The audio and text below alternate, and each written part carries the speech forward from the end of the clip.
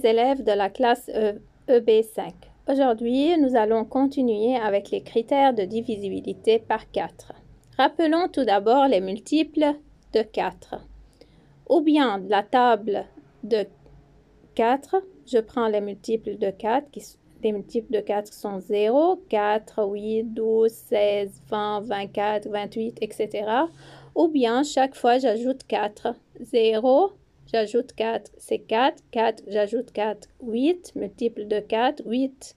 J'ajoute à 8, 4. J'obtiens 12. 12 est un multiple de 4, etc. 16, 20, 24, 28, 32, 40, 44, 48, 52, etc.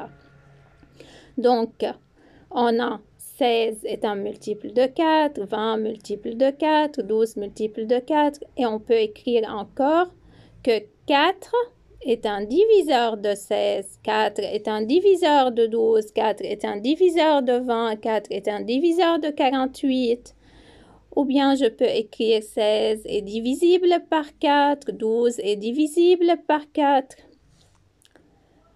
Voici la règle de divisibilité par 4. Un nombre est divisible par 4 si le nombre formé par de ces deux derniers chiffres est un multiple de 4.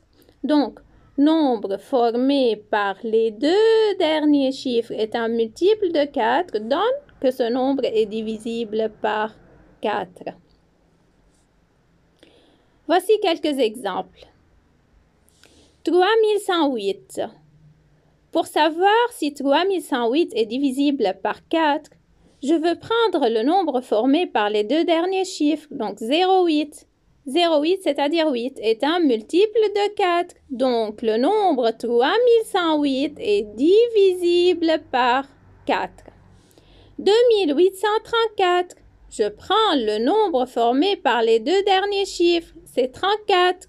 34 n'est pas un multiple de 4, donc 2834 n'est pas divisible par 4.